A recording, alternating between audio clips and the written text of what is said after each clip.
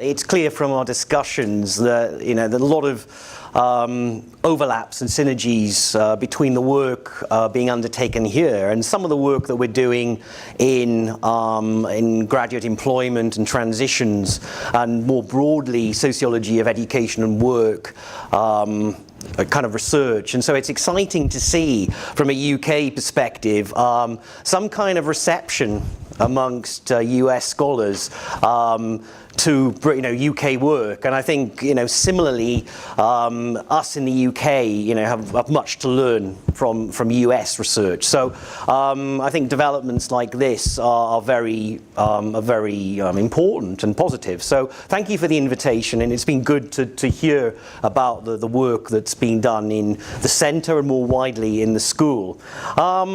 My kind of aim really is, with this talk, is to provide a kind of overview of this kind of broad area about employability and career readiness, and to give you a flavour of some of the kind of policy debates that are taking place in the relationship between higher education and the world of work. So that's one of my kind of aims, is to put this in some wider socioeconomic context when we discuss ideas about employability. The other one is really to kind of nail down what we mean by employability, because it seems to me that in the US the term has only been started to enter popular consciousness. It's been around in the UK for 2 decades, well, more than 2 decades, but as a kind of research field in its own right.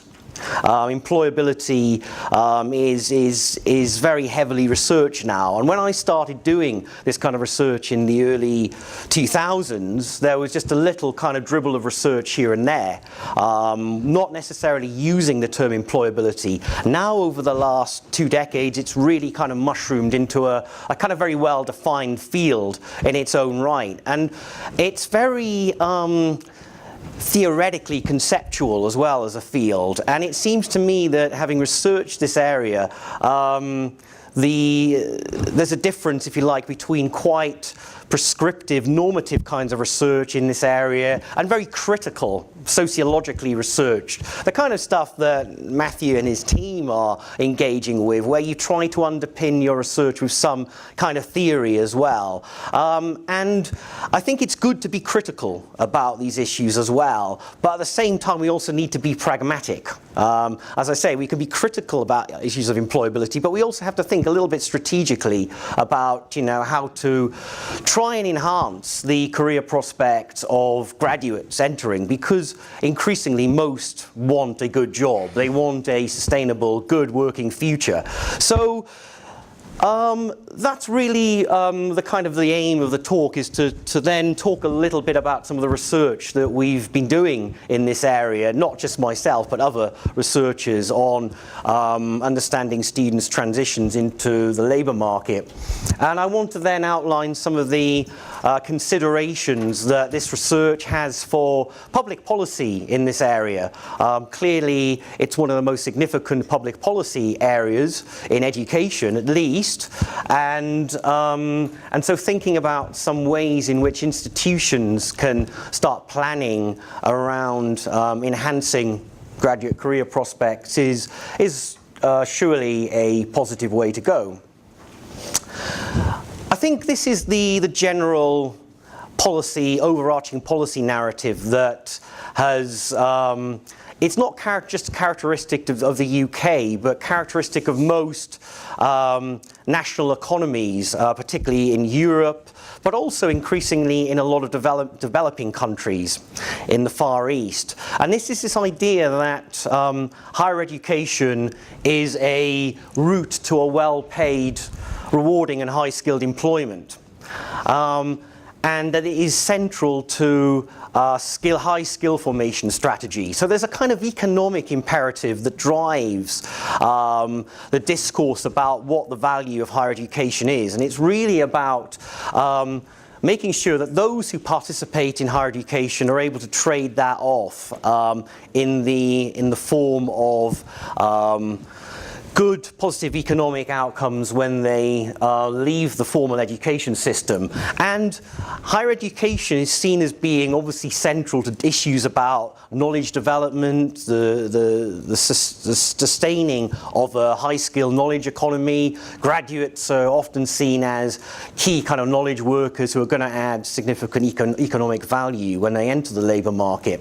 At the same time, there's a kind of social justice narrative that underpins a lot of higher education policy, which is about higher education should be free for all, or it should be open and accessible for those who can benefit for it.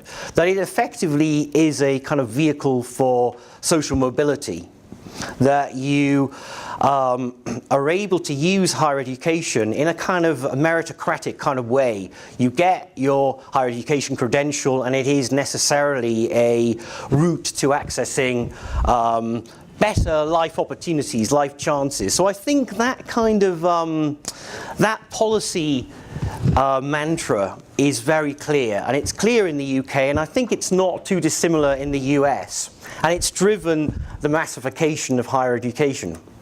But in the UK, there seems to be a lot of debate about whether a university education adds value.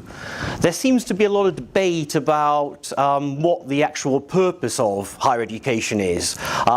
If you go back in time to when people like Newman wrote the idea of the higher education, it was very much about the cultivation of intellect. It was about personal emancipation, about moral redemption, about being able to think independently as a critical questioning agent. You know, someone who could kind of question kind of state decisions and all that kind of stuff. But increasingly, debates have kind of centered around the economic kind of return of higher education. You know, it's really about can the degree qualification result in a positive return in the labour market? That's what the kind of the value mantra is really around now. It's about what will a higher education do in terms of maximising my earning potential, in terms of making sure that I'm propelled successfully into the labour market. And in the UK, there is so much now about value for money. Value for return, and so much of that feeds back into almost the public appraisal of how universities, how successful they are seen to be. And so much now rests on first destination outcomes, you know, how many graduates are employed 6 months or a year into the labour market.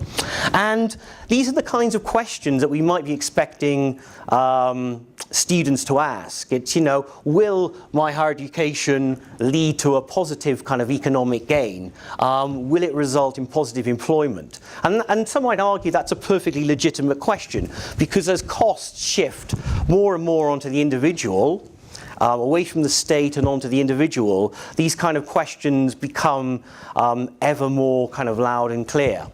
And if we were to look at the kind of some of the policy subtext that go on, if you read a lot of the UK public policy reports, a lot will talk about higher education being kind of misaligned to the demands of the economy, that we're not providing the right kinds of skills, that there's a kind of shortfall, that employers are kind of unhappy with the kinds of skills that are coming out of higher education. So the sort of skills gap deficit narrative is very prominent. Another kind of concern is the fact that we now, in a mass system of higher education, have so many graduates with very diverse profiles in a very credentialized market. So it then becomes more challenging for the graduate to be able to kind of demonstrate their distinctiveness, that kind of badge of distinction that you might have used to get when you were, you know, only one of 10% people entering the labour market. And so this is a kind of problem that a lot of graduates, very well qualified, very capable graduates, are in competition with each other in a kind of crowded market. So that kind of affects issues about employability. When we have this kind of high credential kind of market, there becomes more pressure for people to add value to their credentials. And employers do more to raise the bar in terms of the types of graduates they want. You know, and it's now 40 years since, I think it was Collins wrote The Credential Society, where he was kind of trying to challenge the idea that, you know, that necessarily having more graduates in the economy leads to higher skills. It's driven by social demand and the expansion of the middle classes as much as there being an economic imperative. That, I think, was his argument. And of course, you know, we have challenges, you know, in the UK. You're probably all sick to death with kind of Brexit. I mean, you know, even in the US, I mean, have a think of what it's like for us in the UK, you know. I mean, as we speak, another decision is probably being made that we can't quite comprehend what it'll lead to. But you know, that will have impacts on of jobs, of potentially brain drain away from the UK.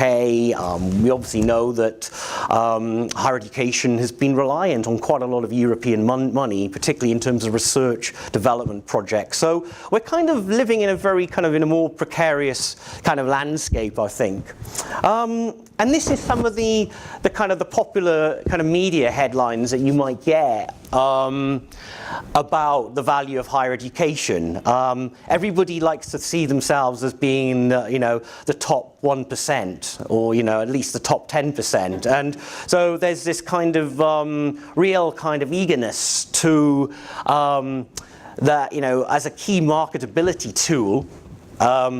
A lot of universities are wanting to brand themselves as having the highest graduate employment rates, having the highest kind of student satisfaction survey. So it becomes kind of very much etched into the whole marketization of higher education. And, you know, the marketization of higher education has kind of started a bit slower in the UK than it did in the US. And fees have changed that dynamic now. Students want to see, you know, how that kind of, you know, investment, sometimes up to about £40,000, is going to lead to a return. So you can see that there is a real strong driver to get into these, you know, top kind of rankings, because it then feeds back into public league tables. And, you know, if students are meant to be kind of rational actors, they, you know, are allegedly meant to look at league tables as, you know, catalysts for their decision making. Although most of us know that decision making is more complex than that. So I think we can kind of see that really there's been a kind of wider macro level kind of systems change in higher education. You know, the way it moved from an elite system to a mass system in almost a kind of 20-year period. And that introduces different conceptions of what a student is and different conceptions of what a graduate is. And you know, the old idea of university as a kind of site for disciplinary apprenticeship, for having a kind of liberal kind of notion of learning and self-development, and the whole idea of the student as being a social elite who would, you know, go and work in, you know, easily in kind of management level jobs in the big corporations that would take care of their employment for significant periods of their working life. I think that has kind of, these changes have really taken place in the last sort of 30 years. And, you know, massification has also seen a massive internationalization of higher education. And what you've got is significant institutional diversities. We have, you know, have about 130 institutions in the UK, and I'm not sure how many you've got in the US. I haven't done my maths or research. I should have done it. But we have significant variability and diversity in the types of students who are entering higher education. And in a sense, what you've got is a kind of elite system working in tandem with a mass system. They're not necessarily totally disconnected. You have students now who are almost kind of embody the similar kinds of students you would have had in the 1960s. But what's happening is this kind of process of competitive accountability. You know, universities are competing with each other for students, for resources, for symbolic kind of capital status as well. And we've seen increasingly, and it's probably the same in the US, much more of a kind of active promulgation of the student as a consumer. Okay, and particularly, you know, when you're paying more personal finance for the privilege of going to university, students are kind of increasingly identifying, I think, with that idea of being a consumer of a product and a service, and expect universities to be very responsive to those demands. And that's kind of fine in principle, although a lot of the research now indicates that that sort of student-consumer mindset is very damaging for pedagogic relations, for the student experience, for the types of quality learning that a student might need to develop those kind of higher level skills. Essentially what it does is take a very transactional approach, short-term approach to learning. You know, the institution needs to provide, you don't have to do the cognitive work, you know, as part of your bargain. And we're seeing that more in the UK now, this kind of, you know, active policy advocacy of, you know, treating students like consumers, and I think it's kind of creating sort of challenging, more challenging environments in that sense. And we have in the UK an attempt to try and introduce, you know, teaching excellence frameworks. I don't know if some of you are familiar with it, but the teaching excellence framework is really, it developed about 3 years ago, and it's predicated on the whole idea that teaching excellence can be based on some fairly clear proxy measures. Student satisfaction is one of them. Retention, how many students are staying in the system, is another one, and graduate employment is another one. And universities in the UK are kind of ranked in a kind of Olympic bronze, gold, silver system, and that originally was going to have implications for fee payment. Though those who are kind of, you know, doing well and getting goals could potentially ramp up their fee charges, but that hasn't materialized. But the problem with that teaching excellence framework is it doesn't really give us a very contextualized idea of good quality teaching, what goes on in the classroom, you know, the kind of the dialogic kind of exchanges you might get as professionals. It's all about metrics essentially, and I think that's quite, that raises some kind of challenges as well. And so I think that in that context, we now have so much said about employability, as I said at the start of the talk. And I think employability is a very kind of loaded concept. And it captures, I think, the changing relationship between universities, colleges, and the world of work.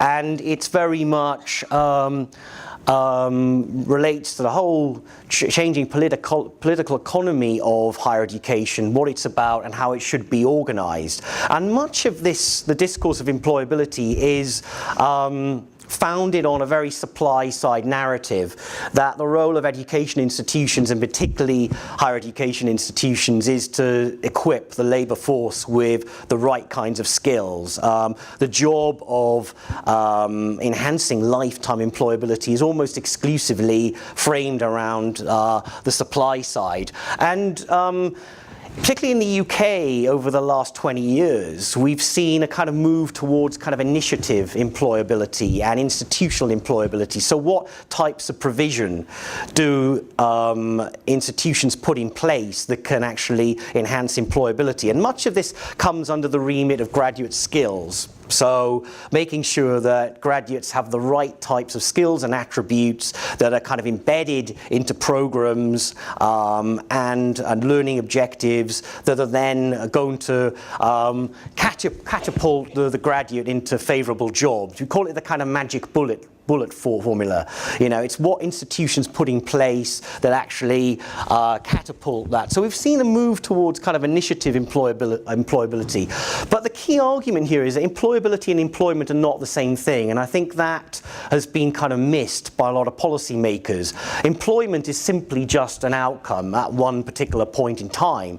Employability is a process that takes place over the course of one's working life. So whatever employability people have at the point of job entry might not be the same as what their employability might be like in 10, 20 years' time, particularly if people are moving between occupations, in the spirit of the boundaryless career. It's kind of estimated that so many people working professions now are not staying in one organizational site.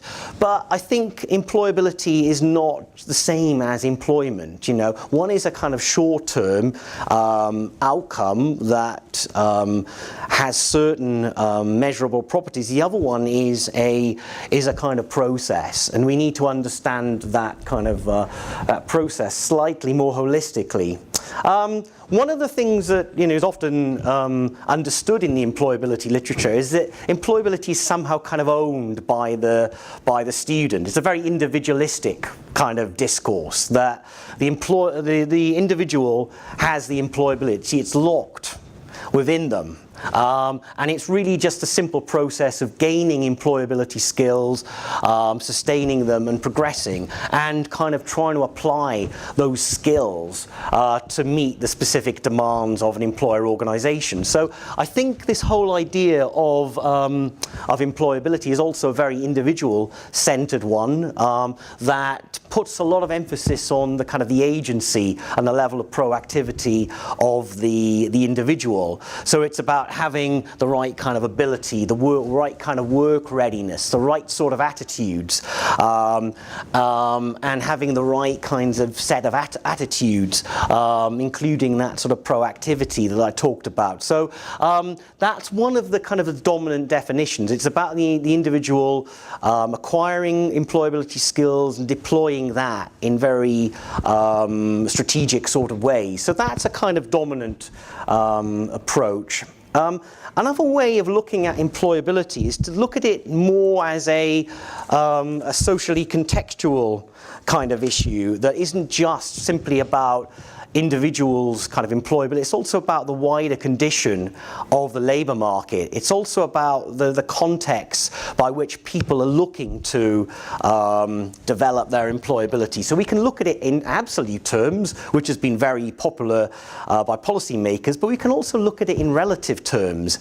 People's employability is relative to the state of the labour market. It's relative to the kinds of local opportunities that people are able to access. It's relative to the kinds of contingent life circumstances that they have, what geography they're based in, So if someone is based in a kind of fairly low demand area, there's low skilled work, but they're tied to that location, then that's going to affect their ability to access different kinds of jobs. If someone has got, if you're a single parent and you've got childcare responsibilities, there are transportation issues, that's going to affect, your accessing of those jobs as well.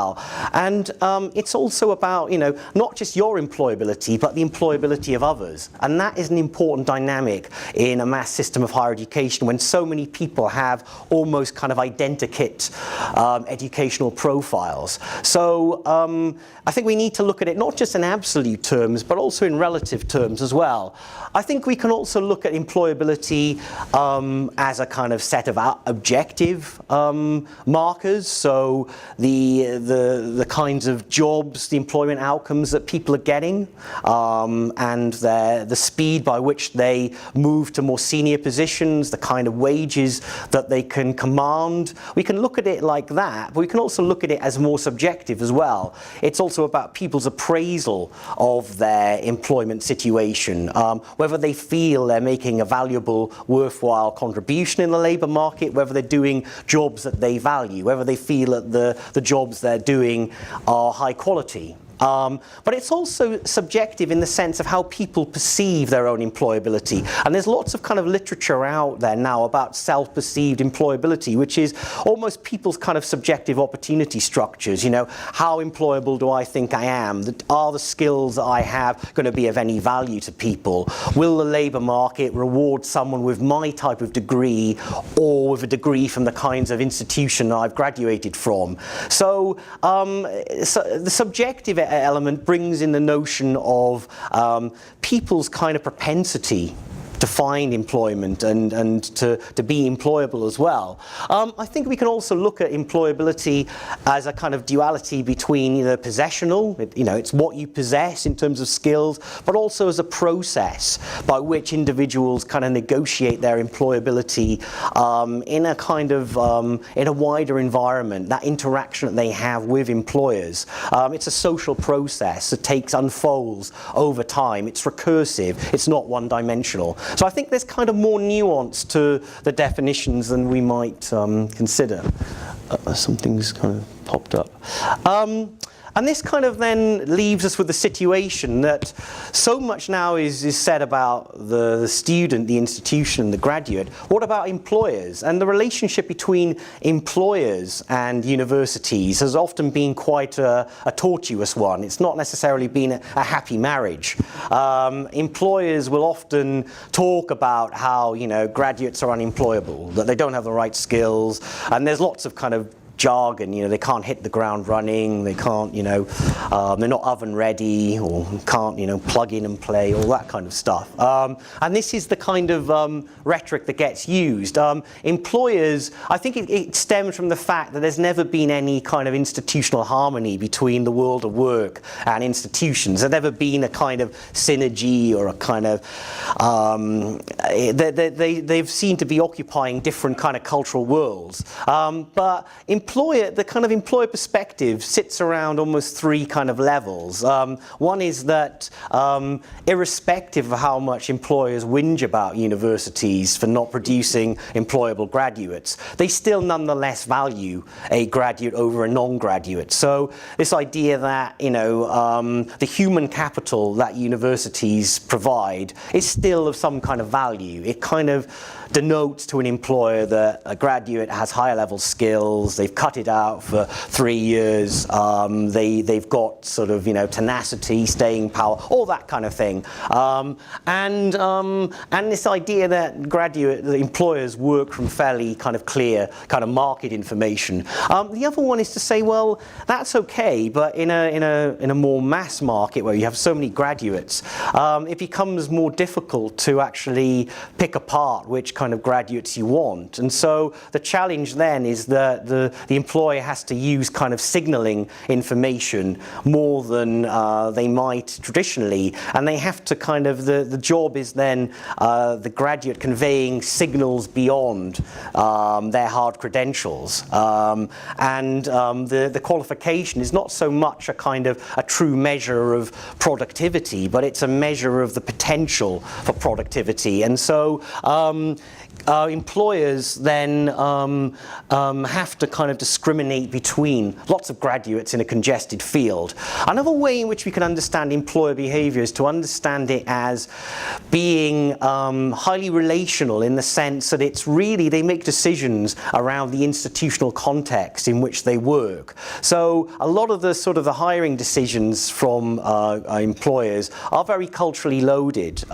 It's very much on the kind of the context-specific demands of a given organization, and employers will make reference to the kind of the wider organizational context, the kind of field rules, the types of value systems, the types of kind of cultural orientations that the workplace has, and will kind of use that kind of process of kind of cultural screening that is very important. Employers are looking to find graduates who are similar to incumbent members of that organization. So that's another way in which we've kind of understood that. And then the question then is, we've got all this kind of this background information, where does this actually leave the college graduate? And if we were to look at US, UK and European data, a lot of the evidence suggests that irrespective of there being quite a lot of problems, higher education is still a kind of worthwhile investment. Graduates earn more over the life course of their careers. They are recipients of what is known as the graduate premium.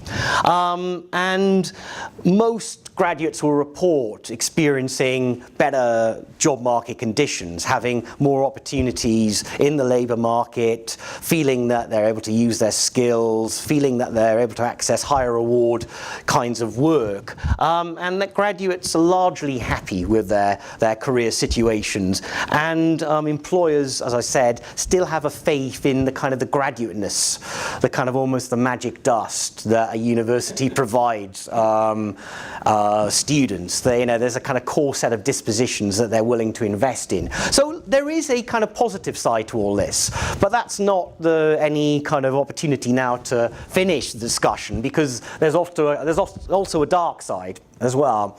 And one of the problems is that whilst the overall position of graduates is favourable, there is still challenges for significant cohorts of graduates who are not getting a kind of commensurate return on their human capital. If you break down a lot of the analysis of wage returns, I mean, the graduate premium is just an average, and there are lots of variations at the top end and the bottom end, and the lowest earning graduates are not earning that much more than a high school leaver, and that's a reality. So there's a kind of almost tiered system between a kind of cadre of elite graduates who are accessing the best jobs, working for the kind of the top graduate companies, and then there's a kind of middle range of people who are kind of getting satisfactory returns, and then a kind of almost people who are occupying sub-graduate jobs.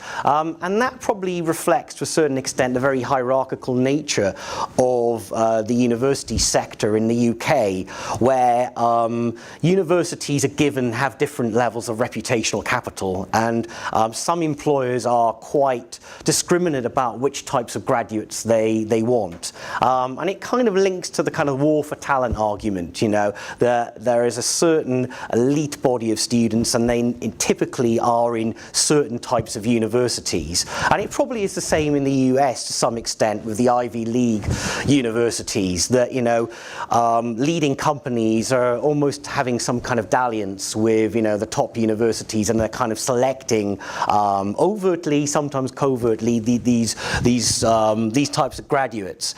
There's massive diversity, therefore, in the graduate labour market. Some doing traditional types of graduate jobs, others working in new kind of emerging areas. And the debate is whether those jobs reflect the skills that graduates need, that employers need in those jobs. Are they actually genuinely graduate jobs, or have they become graduatized? They become rebranded as graduate jobs. So there's lots of graduates now in the UK working in sales and marketing jobs, perfectly happy doing those jobs. Are they graduate jobs? One level of commentary would say they are, because they draw upon higher level skills. Another would say, well, you didn't need them in the 1970s, why do we need them now? And so we have serious issues in some graduates accessing the top professions, and that raises a lot of problems. The other issue is that we've got a problem with graduate underemployment, and I don't know what the situation is like in the US around underemployment, but this has become much more widespread. And I mean, I've kind of argued again that there's a kind of almost a dual dimension to underemployment. It can be seen objectively. People are working in jobs that are structurally below their qualification level, or it can be seen as subjective, that people just don't feel they've got a valuable job, or the opportunities for professional development are low, they're drawing upon lower level skills and so forth. But underemployment is an issue, and it's estimated about 30 to 40% of graduates now are working in jobs for not only 1 or or 2 years, but for quite a lengthy period after they graduate from college. And this has quite a lot of implications. It means that some graduates are trading down their qualifications to enter in fields that they don't need a graduate level qualification for, and that means that they're going to be possibly frustrated. They feel they've got in debt and they're not able to kind of surface back up to the higher end of the labour market. Another thing is that this can potentially this cascades into other areas of the labour market, particularly the non-graduate labour market, where graduates are increasingly bumping down and colonising areas of the youth labour market, which has a cyclical effect that means that then those graduates are then bumped down into lower skilled kind of work. And I think that one of the problems a lot of research shows is that underemployment can have a scarring effect, that it can leave people kind of feeling a bit fatalistic, low in confidence, not really kind of feeling that there's any momentum to their trajectory, and that's a problem. It can lead to a sort of stagnation in one's skills as newer cohorts of graduates are kind of eclipsing them, and that can have a sort of deleterious effect. People kind of lose their market heat, after a 5-year period if you're not applying those kind of skills. So I think underemployment as well is a problem.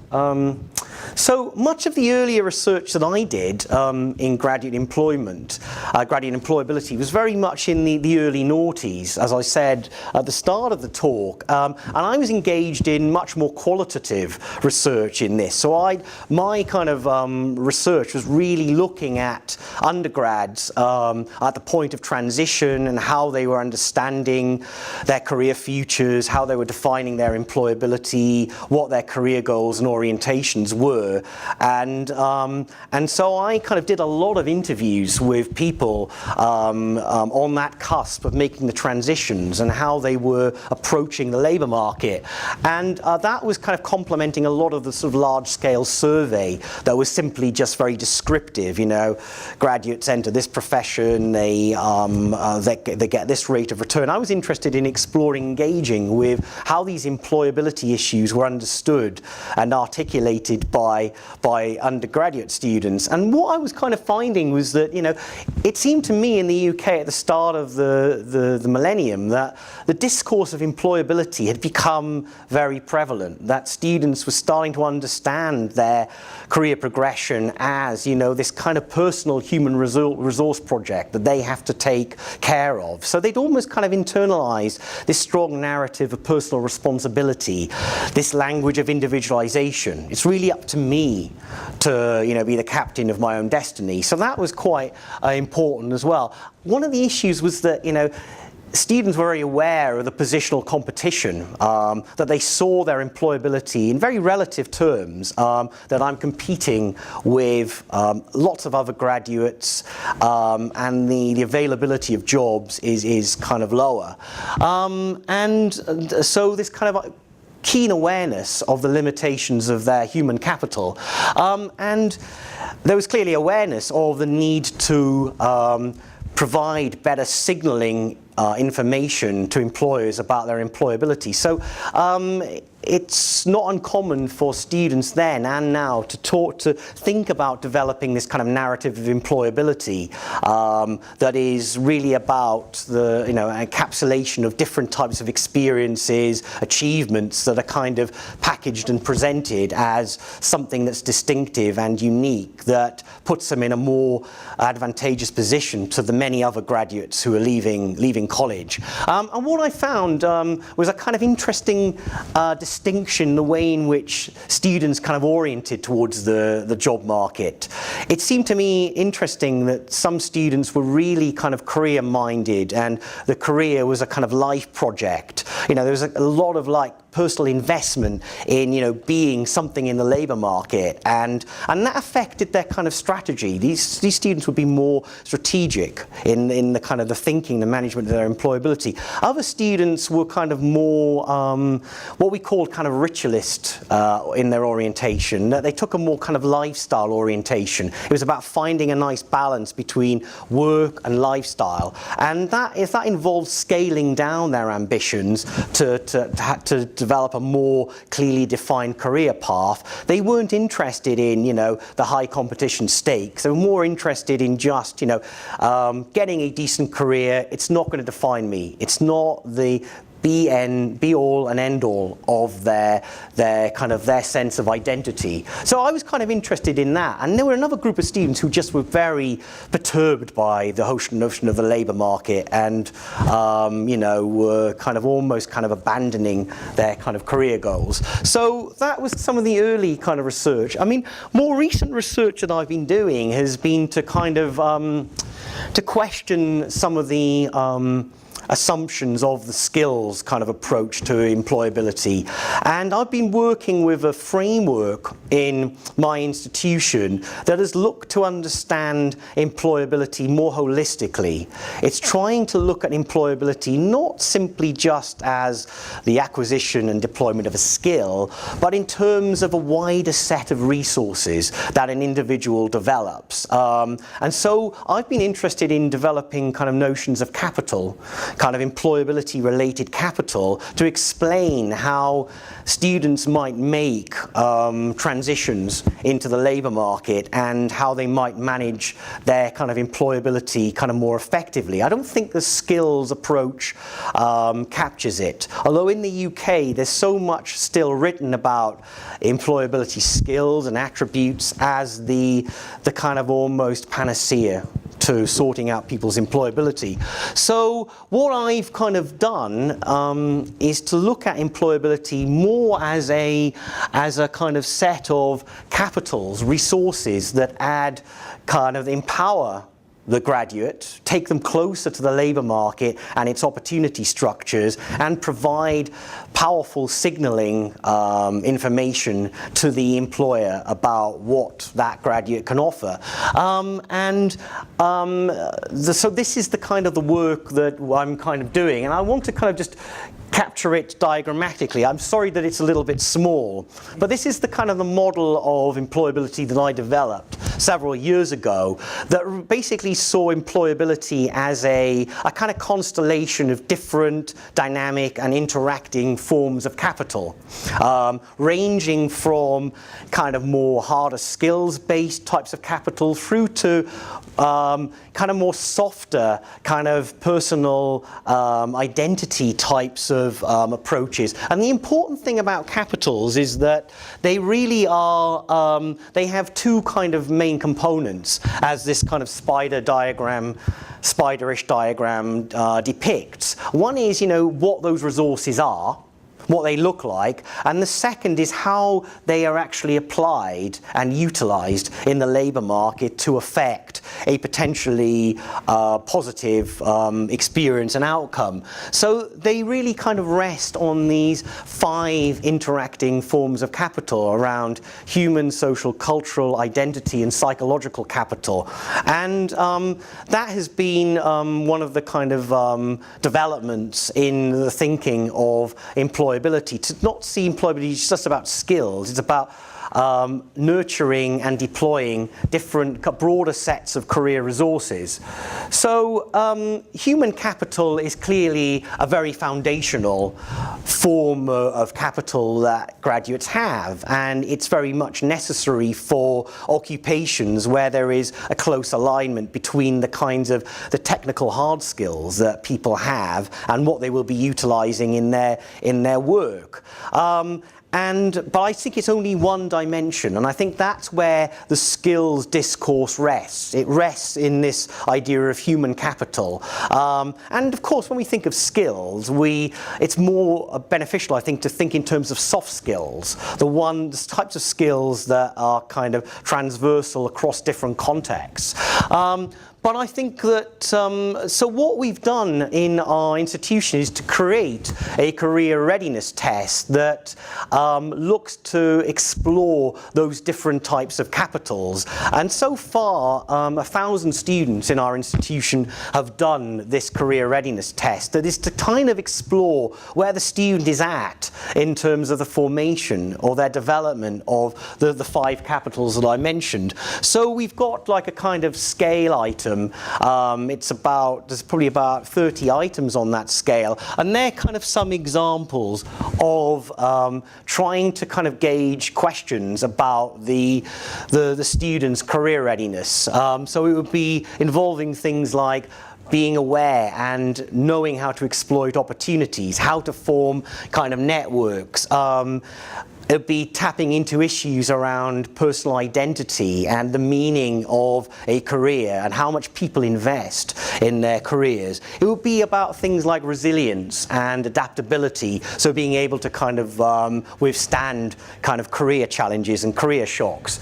So that's kind of some of the thinking that we've been doing in our institution, creating a kind of psychometric tool to explore these kind of capitals. So, I mean, social capital is really important as a kind of more socialized form of people's human capital. It's really about the kind of the relationships and the social networks and bonds that people form in the labor market, and being able to kind of form kind of higher trust reciprocal relations between the graduate and the employer.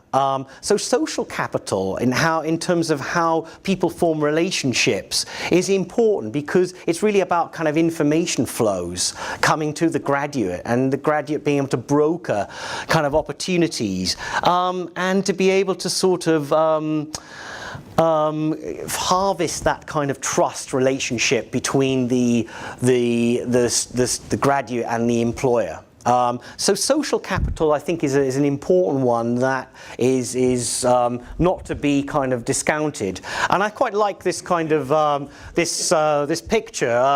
I was saying to Matthew that it's interesting how we have so many careers fairs in universities, but students don't tend to take them up. One would argue that the careers fair is a clear way of, forming, leveraging social capital. I mean, this guy is doing it there, in a direct way. And you probably kind of get the impression that in 5 minutes' time, once he's fed up with that guy, he'll go and chat to her, and then after that, he'll be chatting to 3 other different types of people. What is his motivation for doing that? And why is he feeling he's in a position to do that, where someone is kind of hiding in the corridor, like 200 yards away, wishing that they could? Is it because he has higher levels of social capital that has given him the confidence to do that, or is it that he's just prepared to take a punt? I say to students, just try it. It doesn't matter. Yeah. What is GISA? Is that give me a job? It's an abbreviated version of give me. GISA, yeah, and it comes from a scene in the 1980s.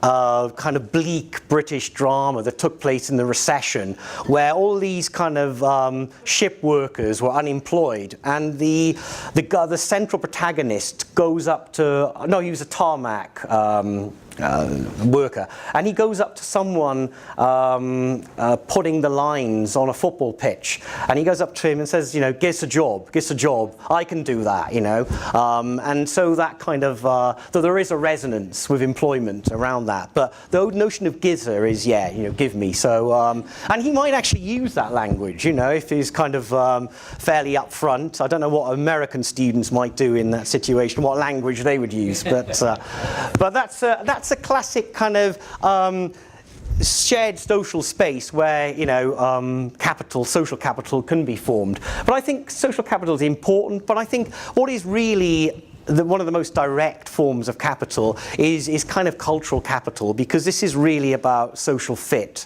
and it's about the extent to which graduates are able to kind of almost kind of work within the cultural script of an organization. And I know that Matthew and colleagues have been doing some really interesting research on that, about the way in which employers kind of undergo a sort of cultural screening.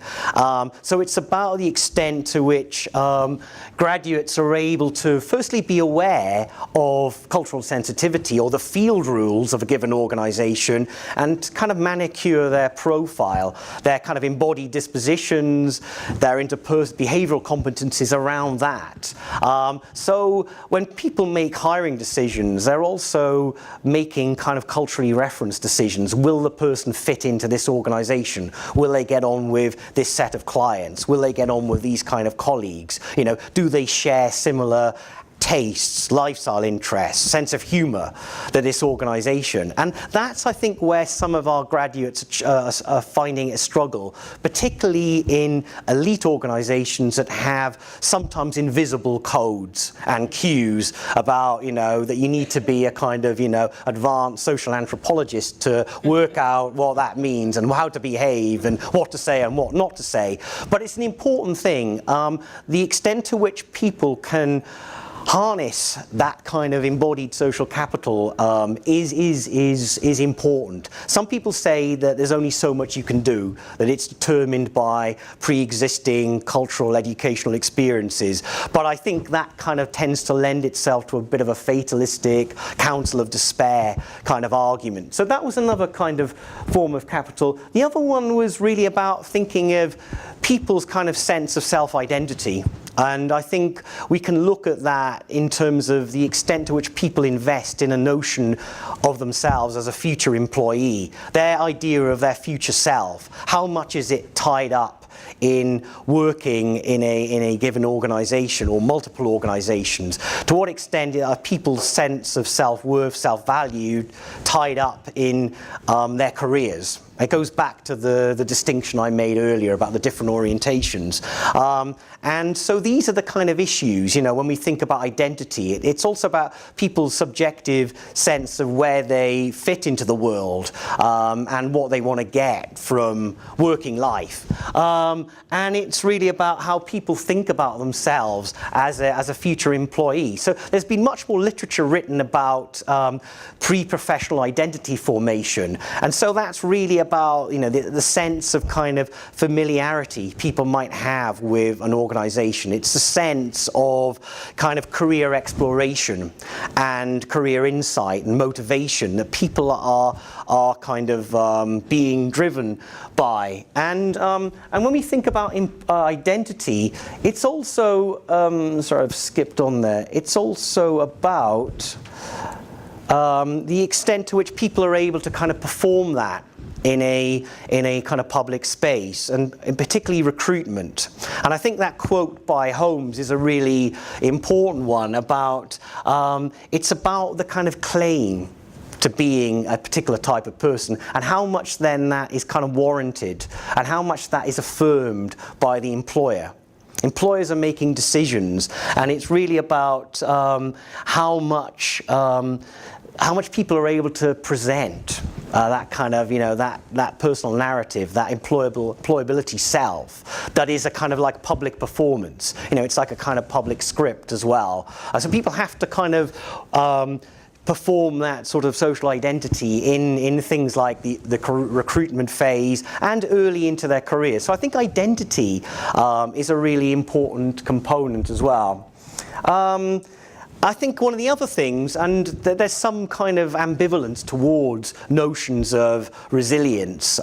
Whose responsibility is it? Is it simply all about the individual, or is it also about, you know, the employer organization? But resilience is clearly a very important issue for people's employability, particularly around being able to kind of manage career shocks and shock events, because I think the transition for a lot of students leaving college is that they've kind of been in a more positive environment for 4 years, and then they kind of are then hit by job rejection, bad interview experience, perhaps negative performance appraisal in the first year of their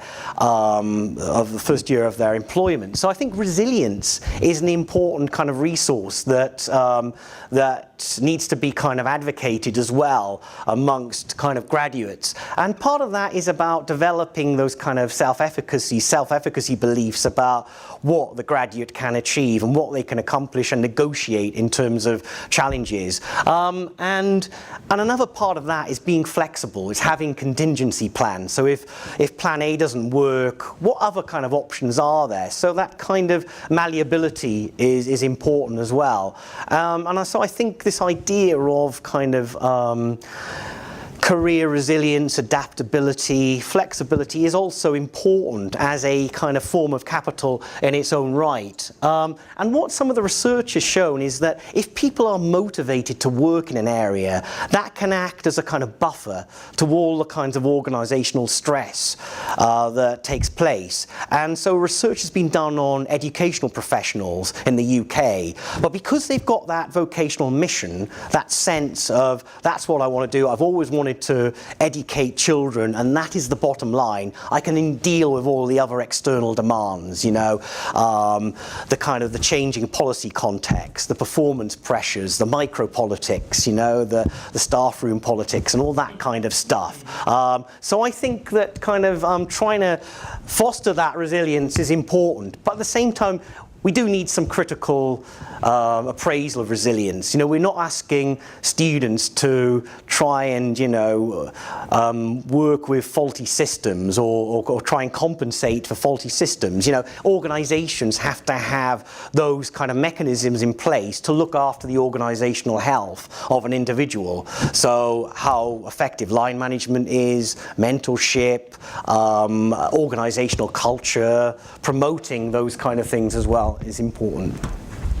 So this is the kind of diagnostic sort of information we get from something like the Capitals and Career Readiness test. So students would invariably undertake a test, and so the practitioner is able to see where the student is at in terms of their capital development and what they might need to do to potentially enrich that. So what students would get back from doing something like a career readiness test is a kind of like score of kind of where they're at. And so one of the kind of things, for example, like with social capital, some students are very highly formed in social capital, like the guy in the job fair we saw. Some are kind of much more kind of reticent about it. So how do you guide someone who feels they have kind of, lower social capital? As a careers practitioners, it's important to try and, adapt bespoke provision to try and help someone, about how they might get a better understanding of the world of work and gain confidence around their networking. So what the kind of the diagnostic kind of advice tool does is work through these different levels to understand that some students might be starting out, others are kind of more advanced. So you can kind of develop some bespoke provision around that. Okay. I'm kind of losing sense of time. What are we? Oh, right. Okay. I better kind of wrap things up then. So just to talk then a little bit about the sort of employer perspective, I've done quite a lot of research with employer organizations, and really there are lessons to be learned about what employers say about how they understand graduate employability, what types of capitals they look for, how they try to nurture those themselves potentially. And one of the things that comes out a lot in the employer data is that hard currencies, human capital is still the bottom line. I think employers still see graduates as potentially future leaders and having intellectual horsepower that can add value. So they have a kind of higher level of technical skills is important. What is important in relation to the signaling issue is that what employers want graduates to do is to be able to kind of draw upon wider sets of experiences, life experiences, work-related, direct work kinds of experiences that kind of add signaling value to their profile. So employers will be interested in, the kinds of levels of work experience that people have done, because it adds an extra kind of layer of kind of credential distinction to the graduate's profile. But what comes out of a lot of the data is this importance of the social fit, the kind of personality package, and how that kind of plays out in the organizational environment. When we look at just simply lists of skills, employers might kind of refer to them, but what's happening is a much finer grained process of acculturation and cultural sorting and matching. And it's, graduates having to kind of almost enunciate their value to that organization. So one of the important things is about, and it goes back to the identity point, is the graduate being able to articulate the kinds of person they are. So not just about saying I've got this type of skill, but how that skill might translate into actual performance and productivity and organizational value. So it's being able to kind of articulate the language of skills rather than simply just saying you've got them is important. And resilience is seen as an important asset by employers. All the employer interviews I've done have talked about resilience. Well, why wouldn't they mention it? Because they want, flexible graduates. So just some very kind of short quotes. You can see that employers are receptive to this kind of important, kind of compelling narrative of employability about the kind of manicured CV and about how that is kind of that is of some kind of value. But it's also kind of not just talking about experience, it's about demonstrating the value of that experience. So, we're not interested in experiences of 20 years ago when you're a Boy Scout. It's about working in this environment and to what effect. So it goes back to this kind of the performance of the employability narrative. And I can't remember the second one talks about, kind of part-time work as a sort of, some kind of signal of having more than simply just kind of academic qualifications. We can see there clear illustrations of social fit. Employers don't even hide that fact that they want someone who's got the right kind of behavioral competencies for this organization. So these are kind of pretty kind of candid quotes that I think say a lot about how employers are understanding what types of what they want from graduates and how that informs their judgments and selection decisions about different types of graduates. So there are implications for this big complexity about employability and different resources, or we might be flexible and call them soft skills. But I think one of the things is that we have to kind of be careful in terms of trying to define the roles and the boundaries of higher education. I think there's so much pressure now on institutions to do the kind of human resource development function of employer organizations. So much has become very supply side oriented. But at the same time, I think individuals need to think about their employability, not just in terms of skills, but in terms of capitals and identities, and be able to work out how that is then presented to employers. Certainly first generation students, those who have less pre-existing type of resources, need a lot of guidance and possibly unfreezing of perceptions about what they can potentially access and not to preclude too many opportunities. So I think there's a role there for students to be able to try and utilize the multifaceted components of a university and not just, focus on their human capital and their academic credentials. I think sort of proactive career planning will help, and to think about it from a kind of earlier stage. We all know that a lot of students just, visit their careers advisors if they want at, 2 months before they graduate. So perhaps a kind of more treating kind of careers advice, career centers less as the kind of you have to have your cabbage before you can have your dessert and a good job, and something a little bit perhaps more appealing and sexy might help. Work-related experience is really important, and encouraging the student to be able to package that as a kind of compelling narrative. And I think institutions similarly have some kind of role in this, to think about, I would say, as we're doing in the UK, to kind of move away a little bit from simple notions of employability as skills and to think of them more broadly, holistically, as capitals around identities. I think that, sort of self-diagnostic kind of tools can help. We can't solve all the problems of graduate employment. A model and approach is not going to do that, but it can help, and it can start the dialogue, and it can allow students to self-reflect. And I think meaningful links with the labour market is important. Some more structured types of work experience, internships clearly add value, and the value of those is multiple in terms of people's self-perceived employability, the formation of their kind of career learning, their kind of career identities. So I think trying to include more genuine and sustainable employer engagement that adds value to the student's profile will help. So I think I've kind of outlined some practical implications, and hopefully you've got some kind of potentially new ideas.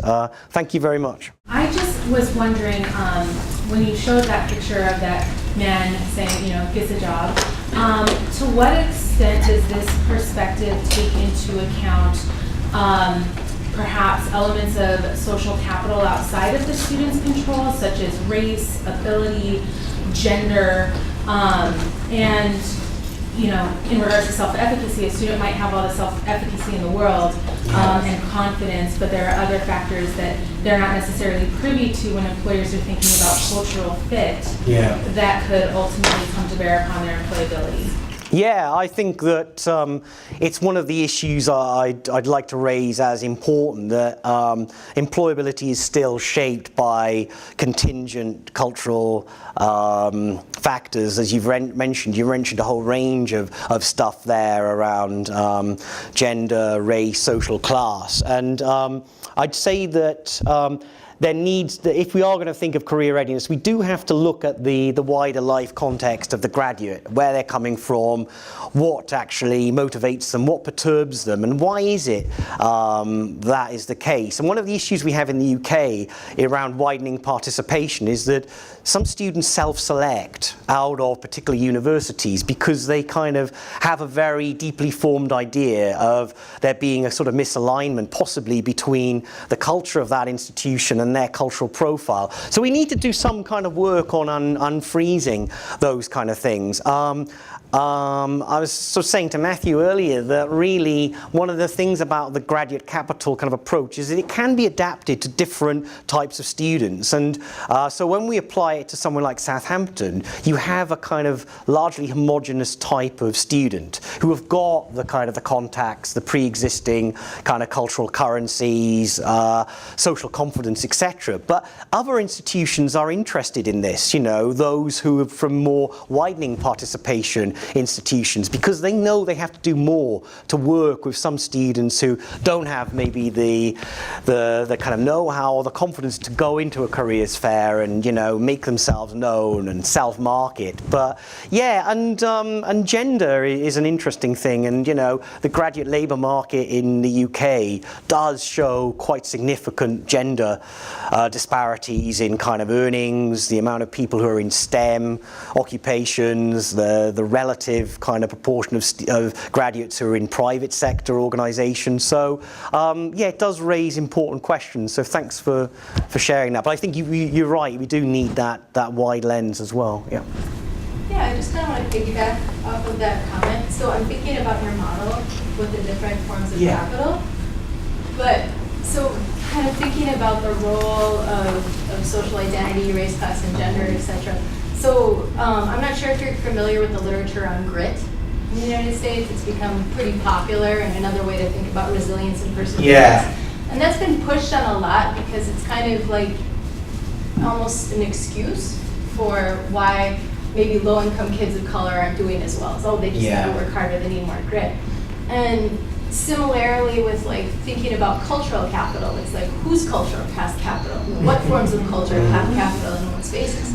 So I'm concerned about, and I'd like to know how you're thinking about this as you're building these models and stuff, is making sure that we're not promoting normative senses of what is good and what is right and what is valuable.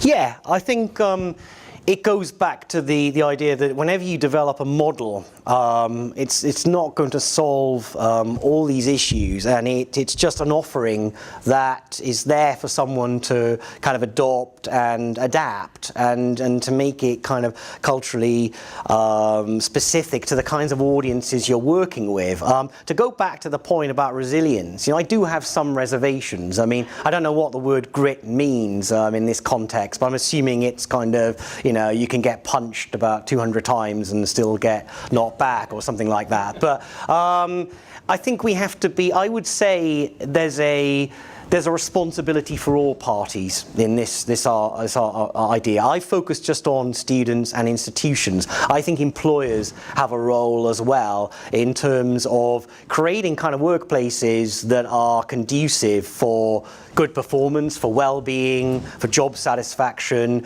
and minimizing the level of toxicity in them. And I think that is increasingly acknowledged in the resilience literature, that it's not just about the individual adapting, it's about the workplace also adapting and having support mechanisms in place so people can actually feel valued and have their kind of careers kind of nurtured. So that probably doesn't answer your question, but I'm trying to sort of look at it not just in terms of one particular angle. I think there are multiple stakeholder kind of answers, yeah. Okay.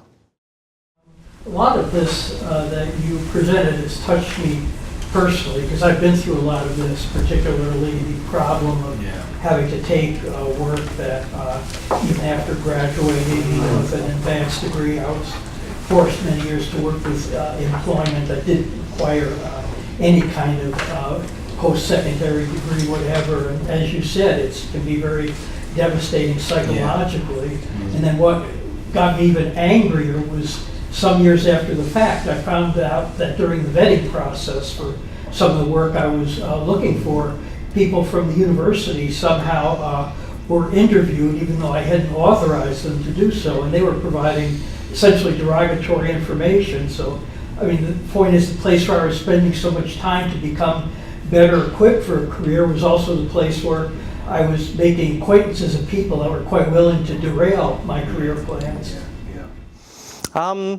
I think that we need to kind of manage expectations as well, and we need not to kind of like set people up to kind of fall down. And I think one of the things about careers education in the UK is that it doesn't really necessarily look at the student holistically in this kind of area, and I think it's about ensuring that at least the graduate is aware of their resources, how they can be cultivated better, particularly if they're from sort of lower socioeconomic backgrounds. Otherwise we get into this council of despair kind of idea that no graduate's going to ever access an elite profession because they're a first generation student, and I think that can reproduce a sort of social determinism to a certain extent. I have a quick question. Michael, you talked about giving about 1,000 students at your institution that survey or that test. How many students total are enrolled? Were those just undergraduate students? Yes, they were undergraduate students, so we've got about 10,000, so it's 20,000 actually in Southampton, so it's only a small amount, yeah. Yeah, so we're kind of early days, yeah. Oh, and I looked this up real quick because I thought you might find this interesting. Is universities in the U.S. According to the U.S. Department of Education in 2017-18, there are 4,298 degree-granting institutions in the U.S. 1,600 are public, 1,687 are private, 985 are for-profit institutions. So. You have to think about whether or not those are accredited institutions too. Accredited, like legitimate organizations, and we're not talking about school, like the Minnesota School of Business or Rasmussen College. Those are probably included in that.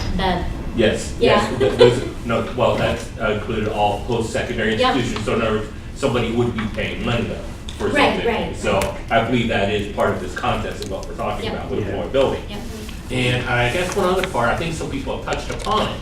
I guess in your research how much of this kind of looking at the career readiness employability, the responsibility rests upon the employers and taking another look and questioning their cultural capital issues. Yeah. And how much of that holding on to the elite old guard, so to speak. And so I'm kind of curious how much have you looked at that? Yeah, I think that I've been talking to Matthew about this notion of employability. It is a very under-researched idea.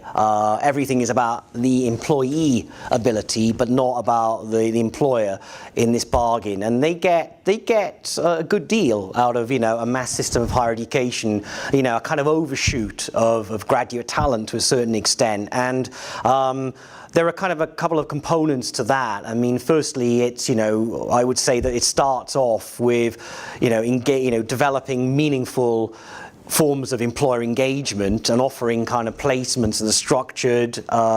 That's one part of it. Another part is, giving meaningful signaling information to the graduate about what really we are looking for in this organization, culturally, interpersonally, politically, so forth. And I'd say it's also really about the employer looking at their selection and recruitment practices and working from a kind of less rigid idea of graduate talent that tends to be sometimes a kind of a default towards a normative kind of thing. So I think sort of regulation about the diversity of the profile, the spread of institutions by which they graduate from, and then we're not even getting into this whole area of demand side factors about how they create supportive professional environments, work-related learning opportunities, good mentorship, job design, good communication channels, mechanisms to make people want to stay in those kind of jobs and to actually because a lot of the skills that graduates get when they enter the labour market are very minimal compared to what they'll actually be utilising or be actually developing in the workplace themselves. A lot of the skills that graduates get are demand driven. So there is a responsibility, and but that's a kind of separate issue that I'm kind of working on at the moment. And it goes back to the point I was saying earlier that it's a kind of multi-stakeholder responsibility, not just simply individuals. Yeah.